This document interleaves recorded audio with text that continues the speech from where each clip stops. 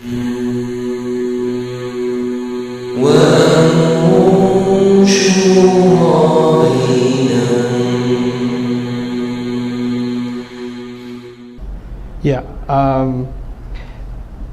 Uncle, my opinion on the matter is, first of all, I respect all organizations and movements and efforts, and including Tablighi Jamaat. I have tremendous respect for them. I, at the same time, believe that going in the path of Allah takes many different shapes and forms, and that's one of them. And the point of today's entire endeavor was to encourage Muslim youth to be involved in at least something. At least something. And that was the beginning. I don't know what time you joined the session, but the early conversation was at least that the deen requires us, for us to be involved in something more than just, ourselves, to be concerned with others. So inshallah ta'ala, in however way that manifests, I would highly encourage youth to get involved. I got a whole bunch of text messages, so I'm going to start reading them. How do I balance keeping my followers, students, disciplined and applying all the nice leadership advice you gave? Does your advice apply in the teacher-student role as well as just in the leader-follower role? In some of my advice is, or some of the advice I shared with you guys from the thing is universal, and it can apply to the teacher-student relationship, but some of it doesn't. So that's kind of probably a long session on what does and what doesn't apply, but especially the leadership advice for you as a teacher does apply, meaning the ability to be patient with students and working with them and finding the balance between courtesy and authority, because a leader at the end isn't authority. He or she has to exercise authority, but to do so in a way that doesn't feel authoritative. Actually, even the word Amir is very wise in the Arabic language. There are two words actually. Someone who has authority over you can be Amir. There's three words: Amir, Ammar, and Amir. Amir is someone who's commanding you. Ammar is someone who keeps telling you what to do. Amir is someone who doesn't have to tell you what to do and you follow him anyway. They command authority. It's an ism sifa which doesn't act out. It's not an ism fa'il. What that suggests is they're in that position of authority and they don't even have to open their mouth for people to obey them. That's what an Amir is. So by definition, in the language sense, the word Amir suggests that you don't give a lot of instructions, they're just followed anyway. That's the quality of a good leader. He doesn't have to tell so much what people should do, because out of respect for that leadership, they do it anyway. So developing that relationship of respect takes time, and that's a balance between not becoming too chummy and too friendly with students, and at the same time not becoming too harsh with them either, and finding a very thin line in between those two. And when giving someone genuine advice to make them walk away from haram or introducing Islam to them, or just to correct their wrongdoing, they often have their own beliefs or morals and see you as attacking them. They won't listen to what you have to say even if you are sincere. Is dua the best option then to help them out? Because then you feel you are not helping them, and also you feel sorry for them.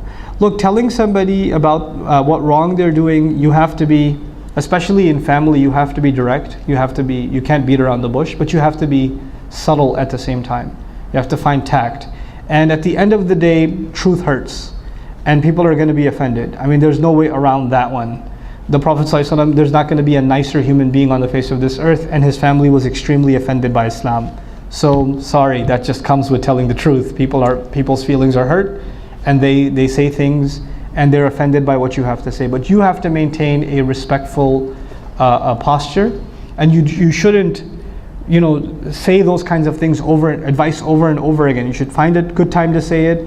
It works out, it doesn't work out, just let it go. You don't know, when you say something to somebody, maybe they don't respond to you right away, or they respond negatively right away, but the words stick in their mind. And it takes them a year, 6 months, whatever, and then those same words that you said to them clicked. It works, everybody works on their own clock, So you just do whatever best you can, and don't worry about changing people, because that comes from Allah Azza wa Jal. Wow, that's a lot of text messages, guys. Stop it. What advice would you give MSA leaders who are facing bad najwa in their shura, or facing different opinions? How would you deal with a shura person who does nothing you ask him to do? How do you establish a leadership volunteer relationship with a friend who may not take you seriously? That's a lot of questions in one line. Well, how can we balance mixed gender MSA without compromising our modesty and not be shameless? Can I serve my parents and spend my life in solitary affairs with just immediate okay, that's okay, I'm gonna stop there. Okay. Alright, so what advice would you give MSA leaders who are facing bad shura? Listen to this series. Hopefully that'll help a little. Other than that, you can't really do much but be patient, because when these kinds of problems exist, you just kind of have to work through them. And if you try to give advice that this is Najwa, I heard a lecture that this is Najwa, and people of Najwa, Surah Mujadala, burn in hell. If you do that, then probably your MSA president days are limited. My advice would just be, that's kind of why I did it also, so that if people give each other these advices, then it becomes personal. But I'm not in any shura. I'm on the outside. So hopefully it's impersonal. And if not, if this one guy says to the other, hey, you need to listen to this, that's also a personal attack. It needs to be like, everybody listen to this, okay? We're all gonna listen to this. So you have to depersonalize it, because criticisms in organizational situations can become personal very, very quickly, and things get ugly. Now, how do you establish a volunteer relationship with a friend? You do not. That just doesn't work. The Prophet ﷺ was best friends with Abu Bakr as-Siddiq radiallahu anhu, and all of a sudden it became a leader-follower relationship. You know how that happened? Because he's the Rasul of Allah sallallahu alayhi wasallam. Other than that, it's very difficult for a friend to be taken as an authority figure. It just doesn't work. It doesn't work. So you want to work with them, fine. You want to work side by side with them, fine. And if they're your friend, just give them very little or nothing. Don't give them work, because it'll ruin either the organization or your friendship. But nothing good will come from it, because it's just those things don't mix very well. Just like you can't be the younger brother and you're the MSA president and your older brother is like the secretary. It doesn't work. You get slapped around at home by him, and then you're gonna tell him to, order the food or something. It's not gonna happen. Okay? The mixed gender MSA thing, I'm gonna do a whole thing on this one. I'm gonna do a whole program called Shame. Just on this. Just on, first of all, how does Quran talk about shame? And where is it compromised for Muslim youth that are religious and that are not religious? There's two kinds of Muslim youth, right? So I want to try to address both of them. And inshallah ta'ala, maybe offer some Quranic advice about these kinds of situations. More often than not, these are moral stances than fatwas. If you understand the moral guidelines and you can stick to them, you'll be fine. And if you don't understand them, you'll have problems. And here's just one moral guideline that I'm going to be sharing in the future. I'll just give it to you now. If you're standing there talking to some guy, sister, if you're talking to some dude on campus, and somebody from a distance can get the wrong idea, like if your father was watching from 100 feet away and he would be like, what's going on over there? Or your brother would get the wrong idea, or your husband would get the wrong idea, then you probably should not be in that situation. Okay, if it can be misinterpreted, then you shouldn't be in that situation. So that's kind of a litmus test sort of thing. As far as conversations are concerned, if you're completely comfortable having a conversation with a non-mahram in the same exact way if your father was standing there, and your tone wouldn't be any different, your body language wouldn't be any different, the words you use would be no different, then go ahead. But if you think that if your dad was standing there, or your husband was standing there, or your brother was standing there, or your grandpa was standing there, or let's just say if I was standing there, okay, grandpa, me, so and your tone, the way you carry yourself, your inflections would be impacted even a little bit, then probably you should not be in that conversation. These are good, easy litmus tests. They're not a fatwa, they're just litmus tests. Because if you think I'm not doing anything wrong, then why are you changing your behavior if your dad's there? If it's not wrong, why are you so ashamed of it? Why are you so shocked by it? You see? So your inner conscience is telling you there's something up. But I won't go further in that one. That's a big one, though. I do respect that. That's a big problem. Can I just serve my parents and spend a life in solitary affairs with just immediate family, not to mention maintain their relations and roles in dunya? Sure, why not?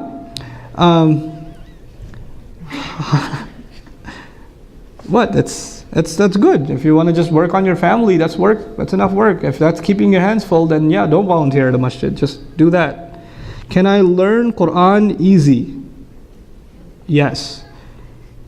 How can I learn Quran easy?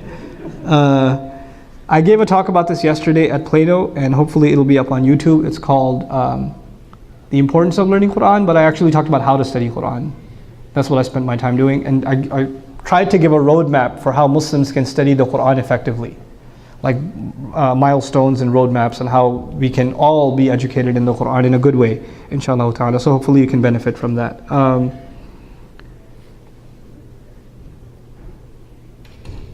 As a leader, how do you overcome the stress of your responsibility in order to lead and organize your organization? Video games. When I get overstressed, I play video games. Then I play with my children and I sleep. I wake up and I can deal with it again. We're all human beings. We need a release. If it's basketball, if you want to like get a punching bag at home, for some people that are very spiritual, dua, qiyam al-layl, those are great. But if you're not into that sort of thing, the chances are you're not, I don't know you, then find some healthy release. You know, and don't overthink it. Don't overthink it. We should be concerned about our role, but we shouldn't be paralyzed by it. We shouldn't be paralyzed by it. This life is about moving on. Life is not about, you know, everybody's got problems, and you know, we all have a to-do list, right? If you took out a piece of paper right now and made a list of things you have to get done, it would probably be a pretty long list. And if you started thinking about getting all of those things done, you'd realize I can't get anything done. There's so much I haven't gotten done. If you made a list of things that you wanted to learn, that you haven't learned, right? You'd be depressed. Like, I haven't gotten anywhere. So you just have to take one day at a time, one problem at a time, and not look at the whole thing. What advice do they give Hifz kids? Kids that are memorizing Quran, you know, they just start out, they start with like Juz Amma, and they do 2 pages and they hold the 2 pages together like this. Then they hold the rest of the Mus'haf like this, and they go. Don't worry about what you haven't done, worry about what you have done. And worry about the next page. That's it. Worry about the task at hand. Khudh ma tafadak. That's it. Otherwise you'll get overwhelmed and you won't be able to carry on. When we serve a community at large for the sake of Allah, how to have a lot of sabr to graduate to the next level? Individually, how can we develop focus and value our deen, especially seeing that we are struggling with work-life balance? I personally believe balance in the life of a Muslim comes from a familiarity and a regular study of the Quran. That's what I personally believe. I personally believe that Quranic studies isn't just an academic exercise, it's the exercise of balance. This book balances all of our priorities. It doesn't let you forget your obligations to your family, it doesn't let you forget your obligations to Allah and to your community, and it keeps you spiritually in check. And I feel that one of the biggest crises of the Muslim Ummah is that we as a people are distant from the Quran. We don't have a personal relationship with the Quran. That's why the talk I gave yesterday I feel is very important. I really usually don't think my talks are important, but I feel that one was. I feel that one was. Because I gave it with my own kids in mind. How am I going to educate my own children in the Quran? Which means how will they have a personal, deep connection with Quran? How are they going to do that? That's what inspired that lecture.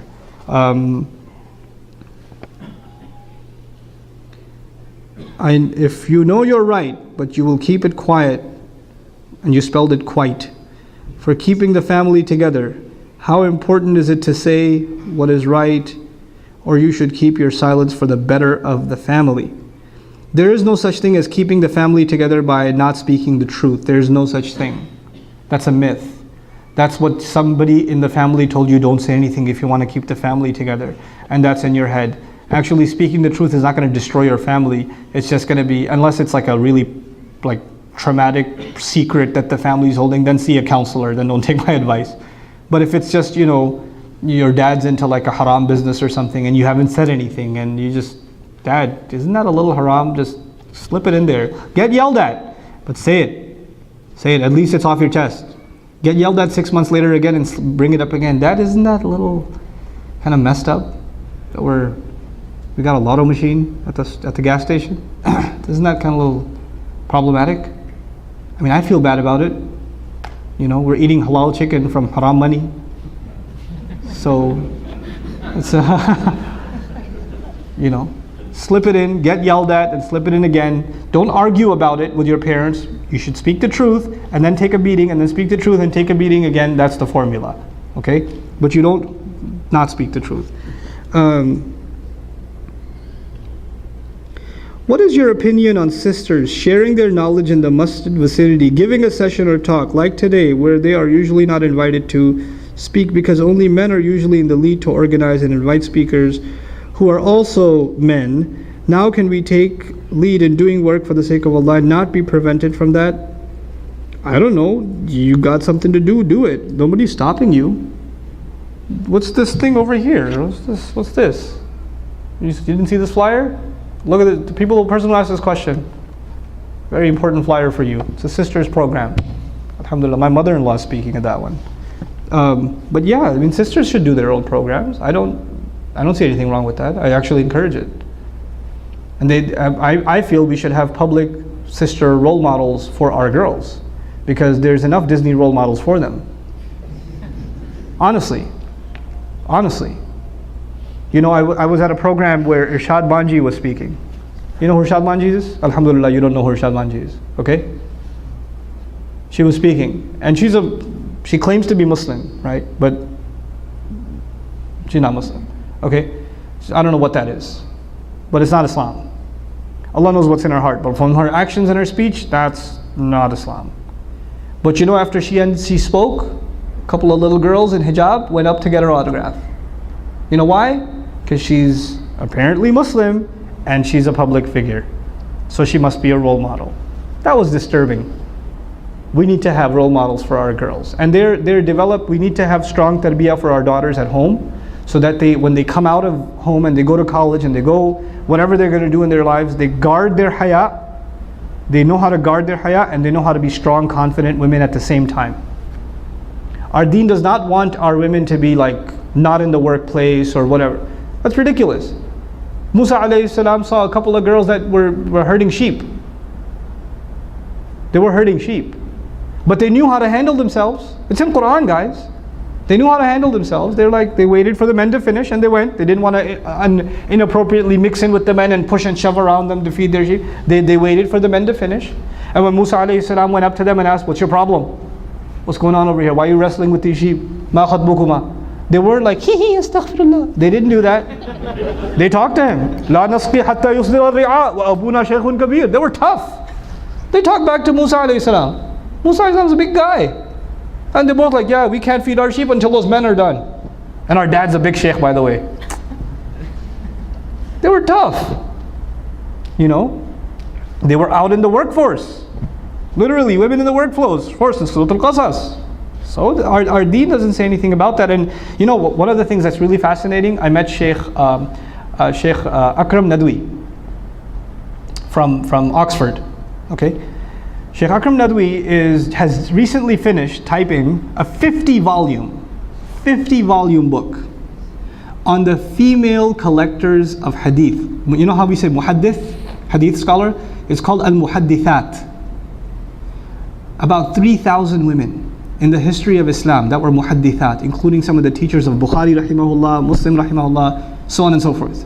He made an entire composite list of these 3,000 or so muhaddithat in Islamic history that are actually the mothers of hadith study.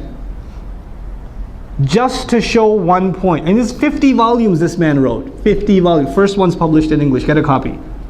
It's called the Muhaddithat. Okay? Support the book. But why did he do that? To show that Islamic scholarship is not something that was owned by men. Women were equally, if not even more, involved in Islamic scholarship. And it's always been the case. That's our tradition. It was so easy for us to have amnesia of our own history, subhanAllah. Anyhow, I'll keep moving. Hafiz, why are you texting me?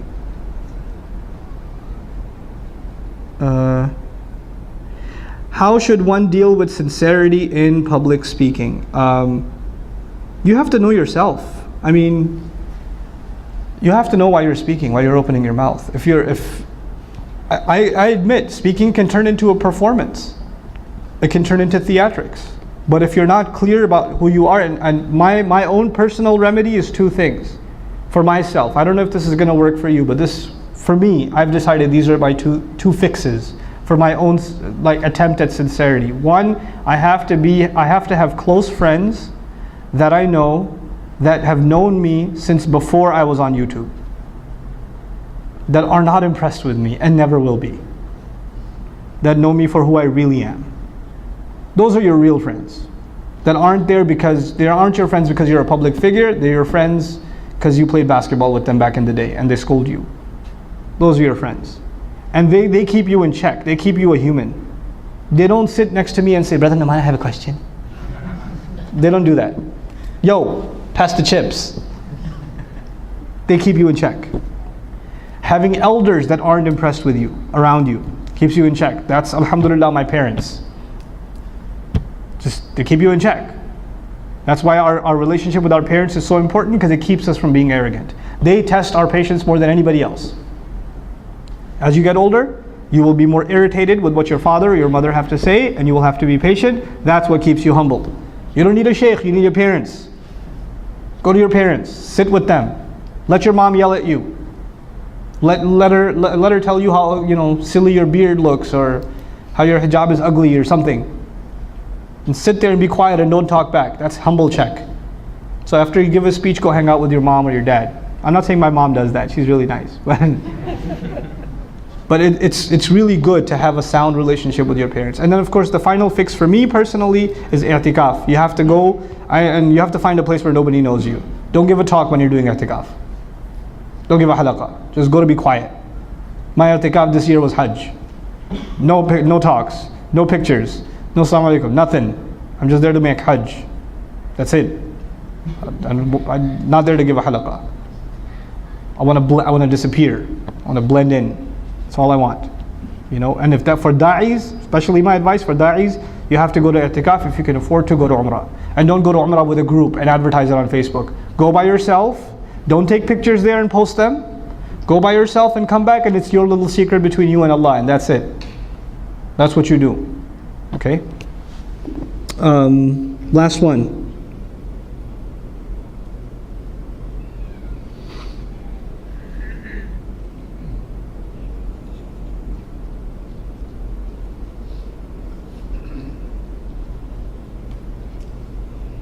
What about Muslim women speaking publicly in terms of lowering the gaze? Isn't she sort of putting herself in front of men to look at? I don't know. That's a fiqh question. And lowering the gaze is the men's responsibility, so I don't know how that works. But I would ask Sheikh Umar about that. But I know historically we have had female public speakers. That's been historically the case.